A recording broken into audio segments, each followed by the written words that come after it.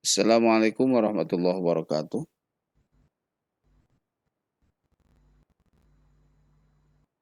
Punten ada kendala teknis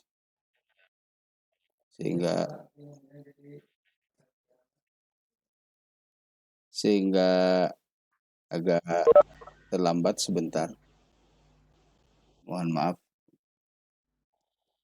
Kita mulai saja. Bisa dimulai Bapak Ibu?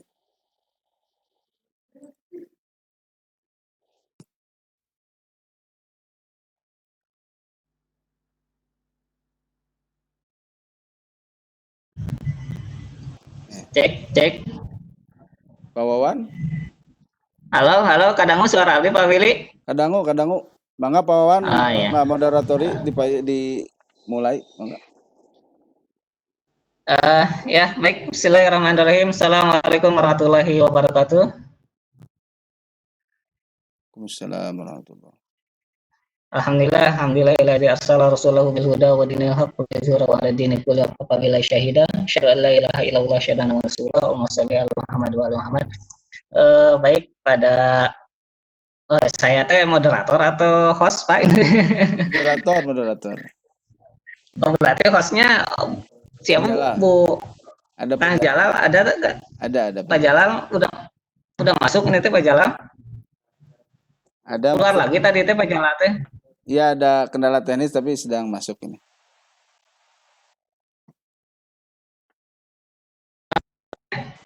Mangga. Oke, baik. Oh iya, udah masuk tuh Pak Jalal. Kang Jalal. Iya, sanes.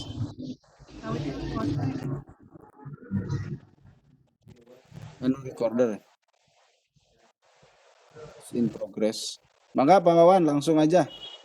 Ya, baik teman-teman, Bapak Ibu guru semua, pada kesempatan siang hari ini, alhamdulillah kita bisa berkumpul untuk melaksanakan kegiatan daring kita. Insya Allah pada kesempatan kini yang akan menjadi presenter atau menjadi pemateri atau narasumber adalah Bapak Willy Farhani, SOS dari guru SMA 2 Kota Sukabumi, yaitu guru sosiologi. Beliau juga jurusan S1.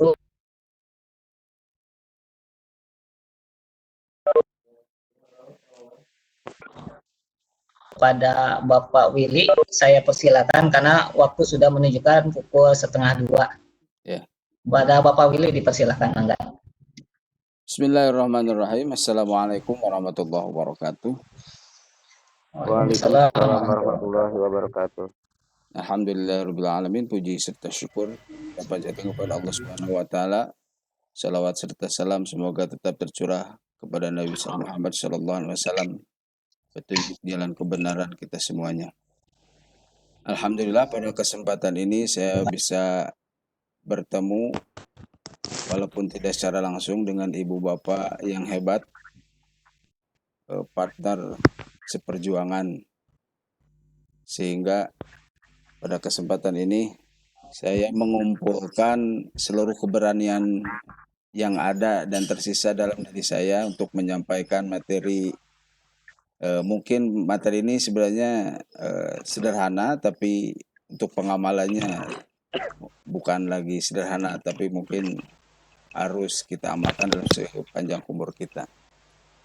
Pada kesempatan ini saya akan menyampaikan sebuah materi.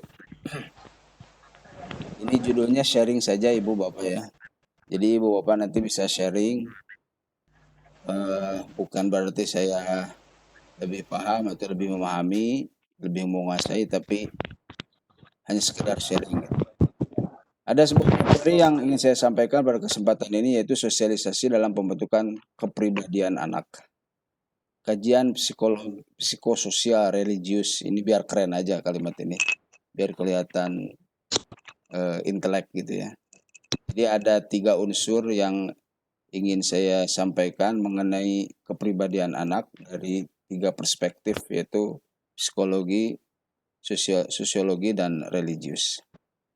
kita awali dengan sebuah pernyataan yang ada di sekitar kita dan seringkali kita dengar, yaitu buah jatuh tidak akan jauh dari pohonnya, atau istilah Sunda uyah mah moal teh kaluhur.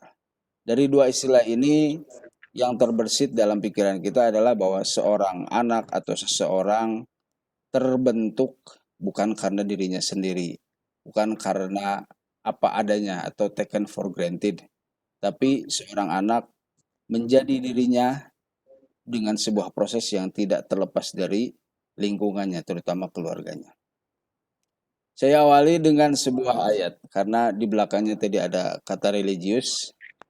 A'udzubillahi samil alim minasyaitonir rajim. Ya ayyuhalladzina amanu qu anfusakum wa ahlikum nara waquduhan nas wal hijarah. Al-ayah. Hai orang yang beriman, peliharalah dirimu dan keluargamu dari api neraka yang bahan bakarnya adalah manusia dan batu. Para mufassirin, para ulama memaknai peliharalah ini dimaknai sebagai jagalah, didiklah, bentuklah. Sebuah pertanyaan besar bagi kita, bagaimana kita mendidik, kita menjaga, kita membentuk generasi penerus kita atau anak-anak kita. Maka yang pertama akan kita atau akan ingin saya sampaikan, yang pertama berhubungan dengan pendidikan dalam konsep sosiologi, itu ada sebuah konsep yang namanya sosialisasi. Mungkin konsep ini atau istilah sosialisasi ini sering terdengar di telinga kita, tapi makna secara konseptual harus dipahami secara keilmuan. Seringkali sebuah istilah tapi dimaknai berbeda atau kurang pas dengan konsep yang sesungguhnya. Seperti kalau saya contohkan konsep syirik, ya. Syirik Sunda dengan syirik yang seharusnya yang datang dari bahasa Al-Quran atau bahasa Arab itu jauh berbeda. Nah, sosialisasi ini dalam konsep sosiologi adalah proses penanaman atau transfer. Apa yang ditanamkan, apa yang ditransfer, yaitu kebiasaan, nilai, dan aturan atau norma dari satu generasi ke generasi lainnya dalam sebuah kelompok atau sebuah masyarakat. Ada penanaman, kalau dalam bahasa lain ada internalisasi, atau juga ada enkulturasi. Nah, kalau kita membahas lebih dalam, sosialisasi itu ada internalisasi, penanaman nilai-nilai yang ada di sekitarnya, ditanamkan oleh orang tuanya, lingkungan sekitarnya, dan membentuk enkulturasi atau pembiasaan dalam kehidupan sehari-harinya. Jenis sosialisasi, kita masuk dulu ke konsep sosialisasi atau dari sisi sosiologi. Sosialisasi ada sosialisasi primer dan sosialisasi sekunder. Apa itu sosialisasi primer? Sosialisasi primer adalah penanaman nilai, penanaman norma yang pertama dan mendasar. Biasanya sosialisasi primer itu terjadi di lingkungan keluarga, lingkungan yang paling dekat dengan seseorang. Yang kedua ada sosialisasi sekunder, yaitu sosialisasi sebagai tahapan selanjutnya dari sosialisasi primer. Seseorang akan belajar dari temannya, dari sekolah, dari lingkungan kerja, dan juga dari media massa. Kita lihat pengaruh, sejauh mana pengaruh sosialisasi primer dan sosialisasi sekunder. Pengaruh sosialisasi primer, kita lihat di sini, semakin kecil usia seseorang, maka pengaruhnya semakin besar. Sebaliknya, usianya semakin besar, pengaruhnya semakin kecil. Kalau dicontohkan, usianya semakin kecil, contohnya seorang bayi, anak-anak, itu pengaruh keluarga itu sangat kuat dan sangat besar terhadap kepribadian atau pertumbuhan karakter seseorang. Semakin usianya semakin tinggi, semakin besar, semakin dewasa, pengaruhnya semakin kecil. Ketika dia sudah kuliah, apalagi sudah menikah, sudah bekerja, hidup sendiri, maka pengaruh keluarga semakin kecil. Kita lihat pengaruh sosialisasi sekunder. Kalau sosialisasi sekunder, pengaruhnya semakin kecil usia seseorang, semakin kecil juga pengaruhnya. Ketika seorang bayi, anak kecil, pengaruh temannya, sekolah, lingkungan kerja, dan sebagainya belum masuk. Maka yang ada adalah sosialisasi atau penanaman dari orang tuanya. Sebaliknya ketika usianya semakin besar, maka pengaruhnya akan semakin besar. Contohnya seorang remaja yang sudah mengenal temannya, mengenal media massa, bahkan dia lebih mendengarkan, lebih patuh kepada temannya, bahkan kepada media massanya daripada orang tuanya. Apalagi sudah semakin dewasa dan semakin tambah usianya. Selanjutnya ada tahapan sosialisasi. Dalam penanaman nilai dan norma ada tahapan-tahapan yang akan dialami, yang akan dilakukan oleh seorang manusia. Yang pertama adalah tahapan persiapan. Apa itu tahapan persiapan?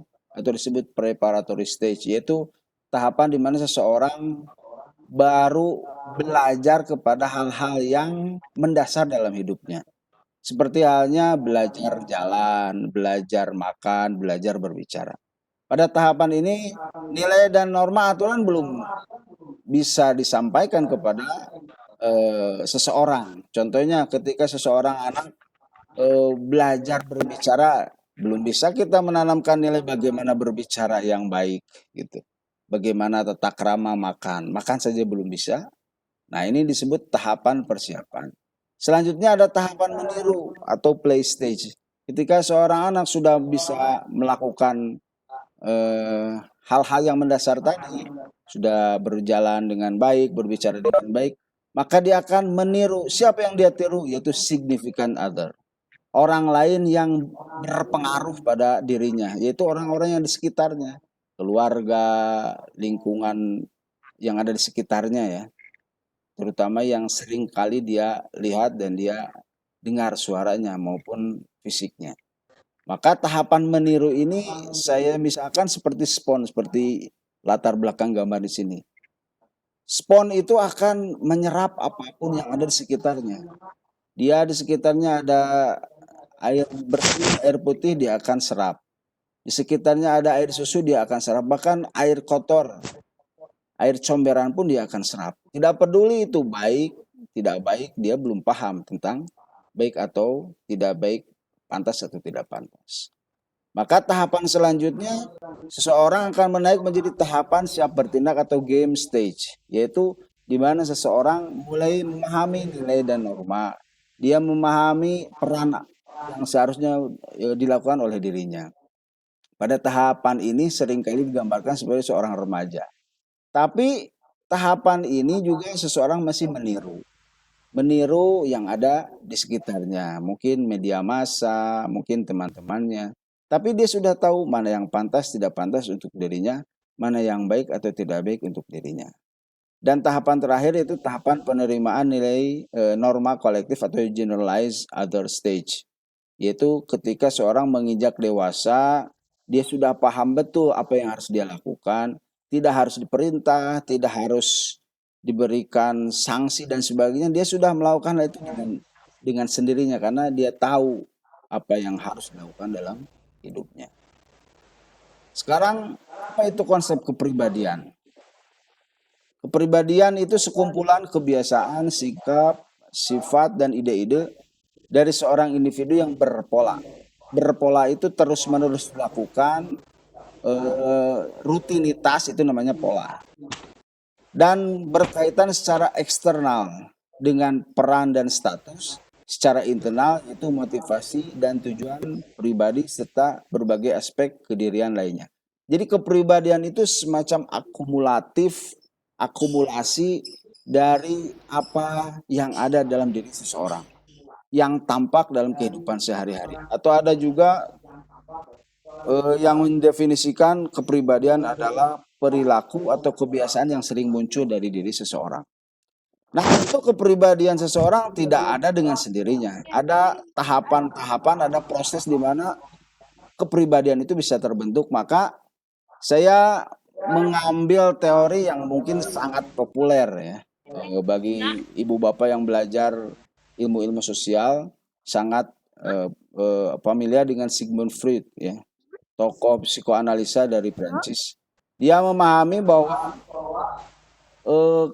kepribadian seseorang itu terdiri dari 3 unsur, yaitu ada id, superego, dan ego.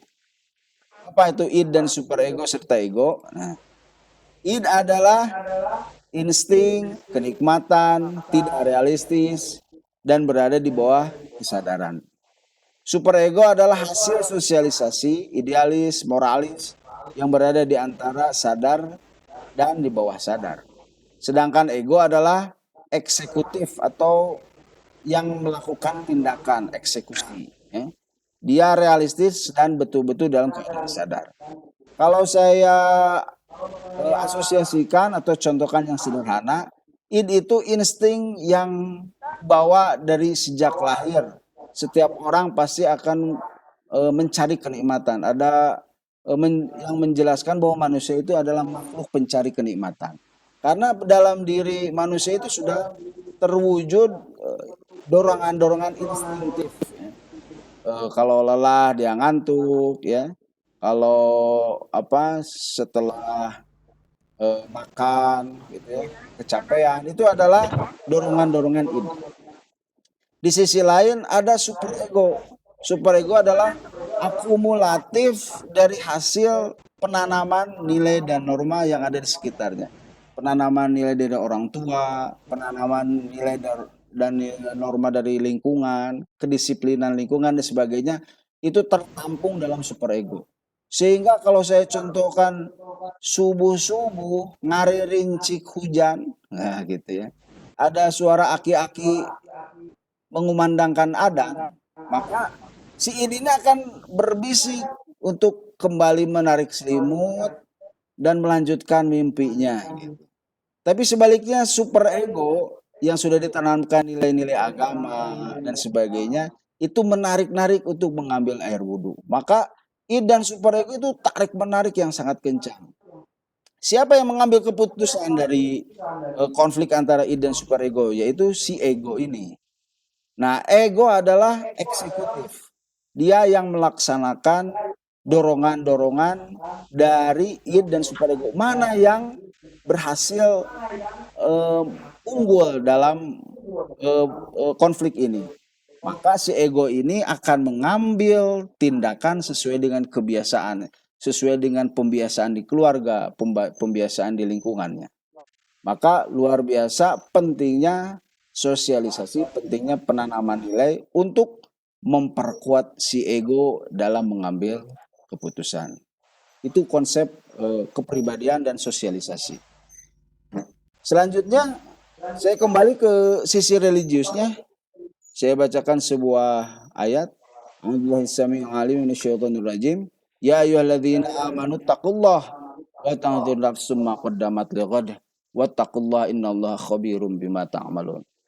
Hei orang yang beriman, bertakwalah kalian kepada Allah dan hendaklah setiap diri memperhatikan apa yang telah diperbuatnya untuk hari esok. Dan bertakwalah kepada Allah, sesungguhnya Allah Maha mengetahui apa yang kamu kerjakan. Sebuah catatan besar, saya dengan warna yang berbeda, apa yang telah diperbuatnya untuk hari esok. Dari ayat ini kita diberikan pertanyaan besar oleh Allah Subhanahu wa taala, apa yang sudah kita lakukan untuk menyusun, untuk merancang masa depan untuk kita, terutama juga untuk generasi-generasi penerus kita. Untuk itu sebagai makhluk yang berakal, makhluk yang berbudi, kita punya strategi, kita punya rancangan masa depan bagaimana membentuk karakter anak-anak kita. Apa yang diperlukan untuk membentuk kepribadian anak kita? Ada 3 poin yang mungkin akan saya sampaikan dalam kesempatan ini. Yaitu pertama kepemimpinan, yang kedua investasi, yang ketiga adalah ilmu. Satu persatu kita akan bahas. Pertama kepemimpinan. Apabila ibu bapak melihat gambar tersebut, gambar ini, apa yang terbesit dalam pikiran ibu bapak? Yaitu sekumpulan monyet mengerumuni mobil yang mewah, gitu ya. Tidak ada satupun yang berani mendekat. Manusia apalagi. Berarti bisa saya simpulkan bahwa monyet-monyet ini menguasai tapi tidak bisa mengendalikan. Nah, ini pertanyaan besar kita kepada diri kita dengan keberadaan anak kita atau generasi-generasi kita.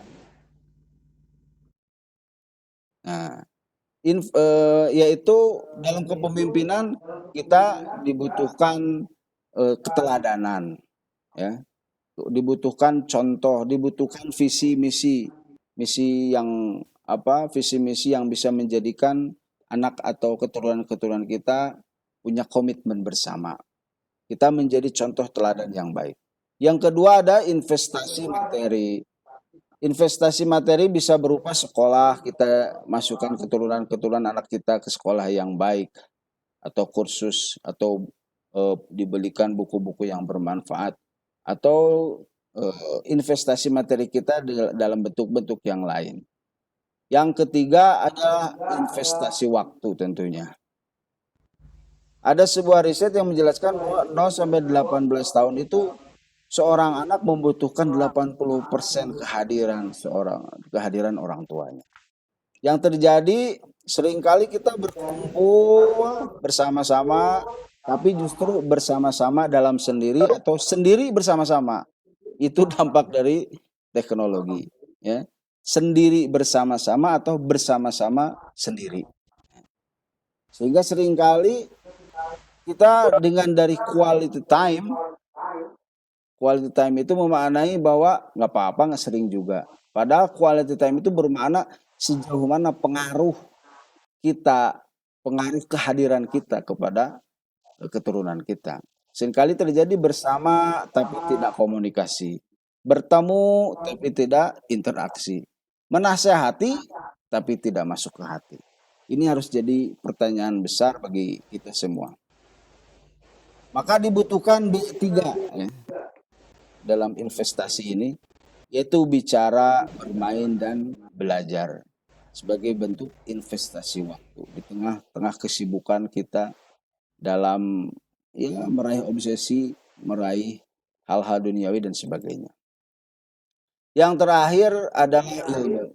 Saya bacakan sebuah hadis yang seringkali disampaikan kepada anak-anak kita, laula ilmu lakana nasu kal bahaim. Kalaulah bukan karena ilmu, niscaya manusia itu seperti binatang. Kalau kita lihat ciri-ciri orang tuh yang kurang ilmu itu punya karakter. Pertama, gampang emosi, ya. Sedikit-sedikit membentak, sedikit-sedikit keluar bahasa yang keras, bahkan kasar. Kedua, menyalahkan pihak luar. Bila anaknya melakukan perilaku yang kurang baik, maka dengan mudah dia mungkin temannya, dia bergaul dengan siapa sih? Nah, atau media massa, dia nonton apa sih? TV atau sinetron apa yang sering dia tonton? Atau bahkan jin makhluk halus. Wah, budak teh bangor diruqyah sini. Dengan mudahnya kita akan berpendapat seperti itu. Bahkan yang lebih Hanas lagi, yang lebih kurang kita pahami adalah seringkali perilaku anak-anak kita itu yang kurang baik, di mana adalah sebuah takdir yang harus diterima, taken for granted dengan apa adanya gitu. Itu sudah takdir dari Tuhan. Padahal kita sebagai makhluk yang diberikan akal memiliki kemampuan untuk mengendalikan, melakukan upaya-upaya supaya lebih baik tentunya. Nah, investasi ilmu ini bisa dalam bentuk memahami orang tua, memahami konsep kecerdasan. Jangan sampai melihat anak kita pintar main bola, pintar olahraga itu dianggap bodoh, walaupun matematika kurang baik, mungkin pelajaran-pelajaran lain kurang baik. Maka ada konsep kecerdasan yang luas, ya. Apabila kita memahami ada taksonomi Bloom dan sebagainya, ya, memaknai bahwa kecerdasan seseorang itu tidak bisa dinilai secara linear, tapi banyak, kompleks sekali. Kedua, setiap anak itu unik. Kalau ibu bapak pernah membaca ada bukunya Munib Hatib, ya, orang tuanya manusia, itu dia menggambarkan bahwa orang tua itu seperti penyelam. Apa atau siapa yang dia selami? Itu samudera di setiap kepribadian anak-anak. Dia meyakini bahwa setiap anak itu seperti samudera dan di dalamnya ada mutiara yang harus diselami oleh orang tuanya dengan sabar, dengan tekun, dengan perjuangan yang tidak pantang menyerah tentunya. Yang ketiga, komunikasi yang efektif. Ada upaya-upaya dari para ahli bahwa kekuatan berbisik itu jauh lebih kuat, bisa didengar oleh seorang anak daripada dengan suara keras, apalagi dengan emosi. Yang keempat ada update, maksudnya seorang orang tua tidak membandingkan zaman sekarang dengan zaman dirinya. Maka seorang tua harus menginvestasikan ilmunya dengan meluangkan waktu mengupdate tentang bagaimana perkembangan kejiwaan seorang dari buku-buku, dari internet dan sebagainya. Bahkan yang terakhir, seorang orang tua itu jangan gaptek, ya. Jangan gaptek itu, seorang orang tua bisa jadi apa? Jadi ditipu, dibodohi oleh anaknya karena anaknya jauh lebih pandai daripada orang tuanya. Ini investasi ilmu yang bisa dilakukan oleh seorang orang tua. Bahkan yang terakhir, seorang orang tua harus paham betul apa itu konsep sukses. Seringkali memaknai konsep sukses itu duniawi, jabatan, kedudukan dan sebagainya. Padahal apa proses untuk mencapai sukses ini? Nah, ini mungkin sebuah hasil penelitian yang sering ibu bapak pernah mendengarnya, ya. Hasil dari penelitian dari Thomas J. Stanley, PhD, penelitian beliau menunjukkan bahwa dari 100 faktor yang berpengaruh terhadap kesuksesan seseorang, yaitu IQ hanya ternyata di urutan 21. Jadi IQ tinggi, kecerdasan seseorang itu tidak menjamin keberhasilan atau kesuksesan seseorang. Bersekolah di sekolah favorit di urutan 23 dan lulus dengan nilai terbaik atau hampir terbaik cuma faktor kesuksesan di urutan ke-30. Silakan ibu bapak renungkan kembali apa yang Anda percayai setelah membaca 10 urutan di bawah ini. Saya urutkan 5 saja biar mempersingkat waktu. Yang kelima itu bekerja lebih keras dari orang lain. Orang lain masih tidur, dia sudah bangun. Nah, itu kelima urutan kesuksesan. Mendukung kesuksesan seseorang. Yang keempat, dukungan dari pasangan hidup. Yang ketiga, pandai bergaul, supel, pandai berbicara dan sebagainya, itu urutan ketiga. Yang kedua adalah disiplin. Kira-kira apa yang nomor satu? Ternyata hasil dari penelitian Thomas G. ini, yang ke-1 adalah karakter jujur. Maka pembentukan karakter ini jauh lebih penting daripada hal yang lain, daripada dorongan-dorongan atau capaian-capaian yang lain. Karena karakter jujur itu tidak bisa dibentuk dalam satu malam, dalam satu minggu, dalam satu tahun. Tapi seumur hidup seseorang itu membentuk nilai-nilai kejujuran dalam diri. Terakhir Rasulullah bersabda, jika amanah telah disia-siakan, tunggu saja kehancurannya terjadi. Ada seorang sahabat bertanya, bagaimana maksud amanah disia-siakan ya Rasulullah? Nabi menjawab, jika urusan diserahkan bukan kepada ahlinya, maka tunggulah kehancurannya. Kita sebagai orang tua tentu diberikan amanah besar untuk mendidik, menjaga, membentuk karakter keturunan-keturunan kita supaya anak-anak yang soleh, anak-anak yang sukses dunia akhirat.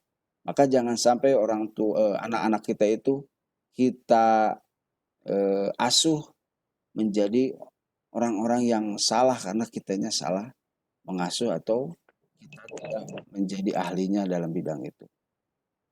Ada sebuah kalimat terakhir. Ketika aku masih muda dan bebas berhayal, aku bermimpi ingin mengubah dunia. Seiring dengan bertambahnya usia dan kearifanku, kudapati bahwa dunia tidak kunjung berubah. Maka cita-citaku pun persempit, lalu kuputuskan hanya untuk mengubah negeriku. Namun tampaknya hasrat itu pun tidak berhasil. Andaikan yang pertama yang kuubah adalah diriku, maka dengan menjadi diriku teladan mungkin aku bisa mengubah keluargaku.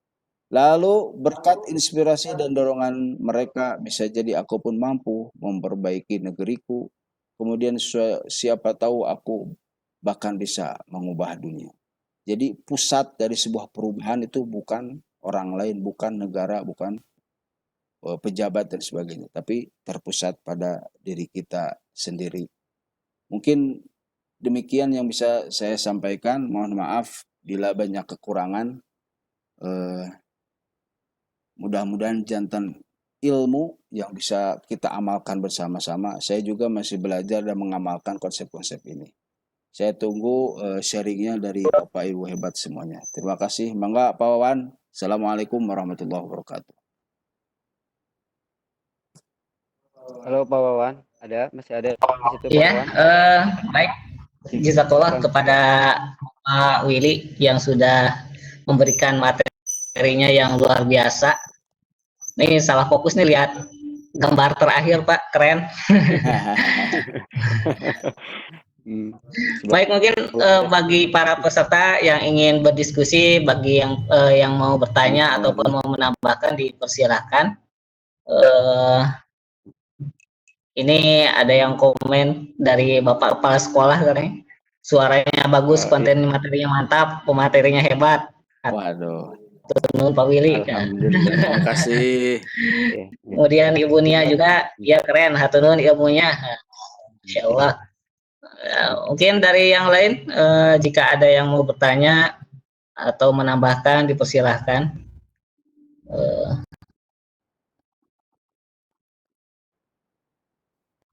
Ya. Ya, barangkali ada yang mau sharing, menambahkan, ya Pak Wawan begitu. Terima kasih kepada partisipan yang hadir ya Pak Wawan. Alhamdulillah cukup banyak untuk yang hadir pada diskusi siang hari ini ya Pak Wawan. Mohon. Mangga yang mau tanya atau sharing berkenaan dengan materi yang tadi disampaikan oleh narasumber kita ya Pak Wawan. Mungkin dari Pak Wawan sendiri mungkin ada. Saya mau bertanya mungkin ya. Ya silakan Pak. Jangan yang sulit-sulit. Ketika anak, enggak Pak. Cara menasehati anak itu di bawah usia 10 tahun itu bagusnya seperti apa ya Pak?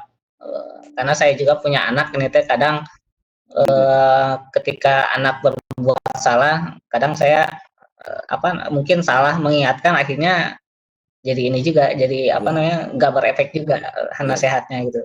Jadi nasihat untuk anak di bawah 10 tahun itu bagusnya seperti apa tuh? Ya. Saya langsung jawab ya. Ini sesuai dengan apa yang saya pernah baca. Rasulullah itu mengelompokkan pentahapan-tahapan seseorang. Jadi ada pentahapan pada masa kecil itu dianggap sebagai masa jadi seorang raja. Nanti ada masa menjadi seorang pemimpin dan sebagainya. Jadi pada tahapan anak kecil ini, terutama 5 tahun ke bawah, itu dianggap anak itu seperti seorang raja. Kalau dalam konsep sosialisasi, tahapan sosialisasi itu kalau 5 tahun itu masih dalam tahapan meniru. Itu 10 tahun juga masih dianggap play stage, yaitu dianggap anak-anak itu bisa meniru apapun yang dia lihat, meniru apapun yang dia dengar. Maka ketika Pak Wawan atau siapapun atau mungkin saya mengarahkan, mendidik anak-anak itu jauh lebih efektif dengan keteladanan. Jangan sampai ada ungkapan tong tarik-tarik teh atau nyarios teh, tapi dia mengeluarkan dengan sangat keras. Jangan main HP wae cenah, tapi inung bapana nyekelan HP wae. Jadi ada sebuah ungkapan, keteladanan itu jauh lebih baik dari 1000 kata-kata baik, 1000 ungkapan-ungkapan baik, 1000 pepatah-pepatah baik. Mungkin klise ya, walaupun dalam prakteknya tidak mudah. Itu mungkin Pak Wawan. Oke, ya. Ada yang bertanya? Ya. Bertanya di chat, silahkan Pak Wawan dibaca. Baik, dari Ibu Onah ya, ada pertanyaan pertama. Pak, maaf mau bertanya, kalau karakter dengan kepribadian itu sama atau tidak? Oke. Kalau pendapat saya, perspektif saya, karakter dan kepribadian itu sama kedudukannya. Karakter seseorang atau kepribadian seseorang. Jadi kepribadian atau kalau bisa dipisahkan, kepribadian seseorang itu melahirkan sebuah karakter gitu. Kepribadian itu tadi sudah dijelaskan, kepribadian itu sebuah akumulasi sikap, perilaku, ide-ide yang ada dalam diri seseorang. Ketika teraplikasi dalam kehidupan sehari-hari, masyarakat, lingkungannya melihat, membentuk sebuah karakter. Oh, karakter si ini mah baik hati, mudah senyum, pemarah dan sebagainya, itu menjadi karakter. Jadi kepribadian itu secara internal mungkin gitu ya. Kalau karakter itu ketika dipandang, dilihat oleh orang lain di sekitarnya, membentuk sebuah karakter. Ya, jadi lebih kepada perspektif saja, tapi intinya memiliki makna yang sama. Mungkin jawaban saya seperti itu. Mudah-mudahan tidak puas. Oke, terima kasih Pak Wawan. Pak Willy. Oke, pertanyaan berikutnya dari Ibu atau Bapak ini? Ibu Tribekti Hadayani. Izin bertanya, Pak. Ya. Halo, Pak Wawan. Halo. Ya. Dengar, Pak? Iya, Bang. Iya, kedengaran, Pak. Kedengaran. Ya. Izin bertanya gini, Pak Willy, diulang lagi. Izin bertanya, tadi ada materi tentang pengaruh primer dan sekunder. Apa saja ya itu? Pengaruh primer dan sekunder yang tadi di sela-sela materi ada disampaikan itu, Pak Willy. Oh iya. Terima kasih. Saya ulang ya ininya biar lebih afdol. Di sini bisa dilihat sosialisasi itu adalah primer itu prime itu apa ya? Ada, kalau dalam bahasa televisi itu ada prime time ya. Waktu yang utama. Nah, kalau primer itu utama dan mendasar. Itu sosialisasi yang mendasar yang didapatkan oleh seseorang. Kalau sosialisasi tadi udah dijelaskan bahwa sosialisasi itu proses penanaman nilai, proses penanaman pembiasaan dan sebagainya. Nah, proses penanaman yang primer itu yang terjadi dalam diri seseorang yang pertama sehingga menjadi pondasi dalam kehidupan seseorang. Sehingga sosialisasi primer itu terjadi dalam keluarga. Seperti ibu bapak baru borojo istilahnya sudah diadanin, itu sosialisasi primer. Di rumah bagaimana melihat ibu bapaknya membaca Quran, biasa setiap hari anak-anak kita melihat kita itu mengaji, sholat dan sebagainya, itu penanaman nilai. Jadi penanaman itu tidak harus dengan kata-kata, tapi ketika ibu bapaknya melakukan sesuatu dan anak-anak kita melihat, menyimak, itu juga penanaman nilai. Sedangkan penanaman nilai sekunder atau sosialisasi sekunder itu terjadi ketika seseorang berinteraksi dengan lingkungannya. Ketika dia di rumahnya sudah cukup baik, contohnya ibu bapaknya tidak ada yang merokok, tapi ketika dia bermain dengan temannya yang merokok, itu ada kemungkinan besar dia akan ikut merokok. Seringkali terjadi di rumah dididik dengan baik, tapi ketika keluar dengan temannya, dia nonton media massa yang kurang baik, maka itu menyerap menjadi sebuah kepribadian yang melindas atau menutupi nilai-nilai yang ditanamkan di keluarganya. Mungkin sederhananya seperti itu. Terima kasih. Halo, Pak Wawan. Ya, sebentar, Pak. Ya. Oke. Ada lagi yang bertanya ini, Teh?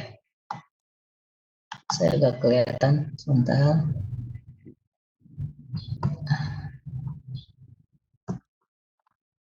Sebentar. Chatnya. Mungkin Pak di sana ada kelihatan pertanyaan berikutnya. Di sini saya enggak. Belum ada. Enggak ada ya. Belum ada. Atau Bapak Syekh Muhammad, Bapak Kepala Sekolah, terus berpartisipasi. Ikut. Ya. Sekali lagi Bapak Ibu yang mau sharing atau yang mau ditanyakan, silahkan boleh melalui chat ataupun bertanya langsung dengan klik raise hand yang ada di tombol aplikasinya. Ya. Kemudian presensinya jangan lupa mohon diisi di link yang sudah ada di sana. Mungkin sudah ini. Sepertinya Pak Wawan, ya sepertinya Pak Wawan Ya, mungkin sudah pada paham, mungkin udah ya, sangat jelas ya disampaikan oleh pemateri kita. Mungkin ya, boleh ditanya ke Ibu instruktur gimana tutup atau gimana boleh Pak Wawan ditanya ke Ibu Ana. ya.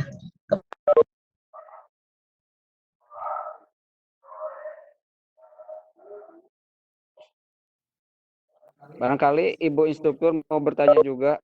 Tadi udah ya, tadi sudah. Mungkin ada sharing dari Bapak Kepala Sekolah. Mangga Bapak Kepala Sekolah.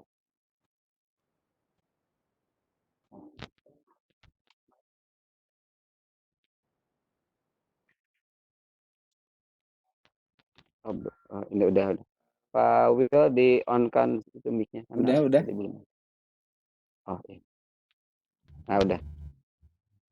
Ada, halo. Iya halo Pak. Pak Oh, ya. Lebat. Assalamualaikum warahmatullahi wabarakatuh. Waalaikumsalam Waalaikumsalam warahmatullahi warahmatullahi wabarakatuh. Ya, pertama selamat Pak Willy, Pak Jalal, dan juga teman-teman yang lainnya. Secara teknis sudah berhasil melaksanakan pembelajaran jarak jauh menggunakan Webex. Sangat lancar ya, suara bagus. Secara teknis terkelola dengan baik lah, terima selamat. Yang berikutnya secara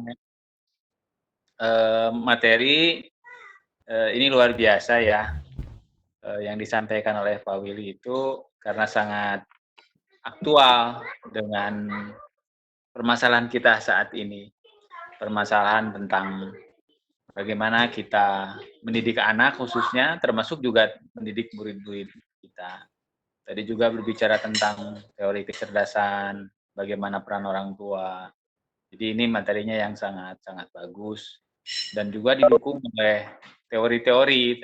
Jadi tidak hanya sekedar menyampaikan sesuatu, tetapi secara kuat juga ditopang oleh teori-teori yang disampaikan. Ya selamat ya. Hanya mungkin sosialisasi kepada grup harus lebih awal lagi mungkin nanti ke depannya, sehingga Bapak Ibu guru juga nanti bisa menyiapkan waktunya untuk bisa ikut serta di dalam program pembelajaran melalui program. Mungkin itu ya Pak Willy, selamat. Terima kasih Pak. Ya, nuhun Pak. Mohon. Assalamualaikum warahmatullahi wabarakatuh. Waalaikumsalam warahmatullahi wabarakatuh. Baik Bu Ana. Bu Ana hadir.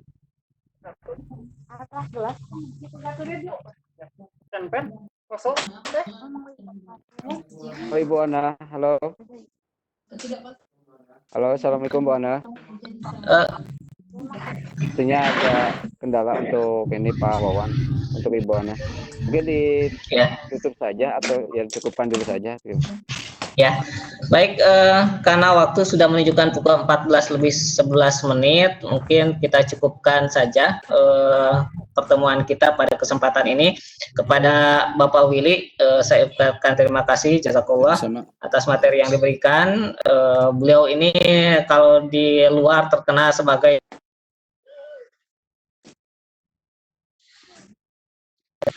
Halo. Kemudian apa sih? Itu mungkin ya, kita tutup pertemuan ini dengan hamdalah, alhamdulillahirobbilalamin, istighfar, astagfirullahaladzim, dan doa kafat majelis. Subhanakallahumma wa bihamdika, asyhadu an la ilaha illa anta,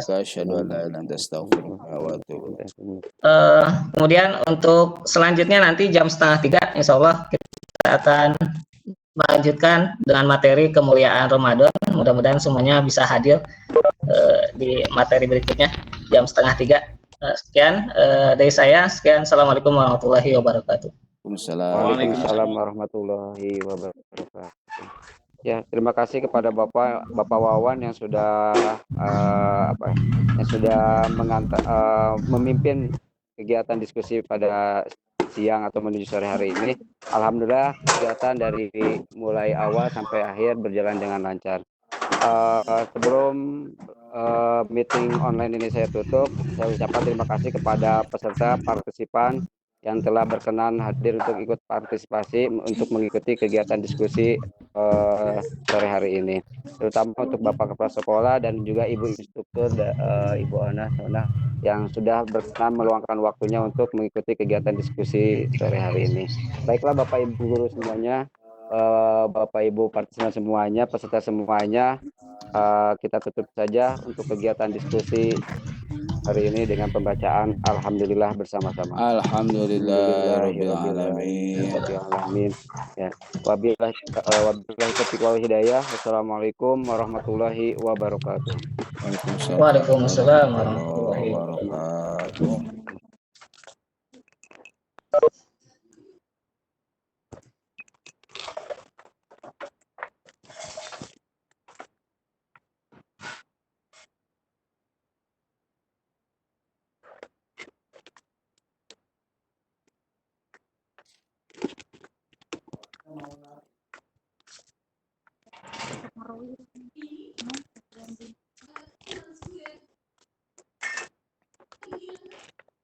Isi lagi. Rekorda kumaha rumah. Gelap deui.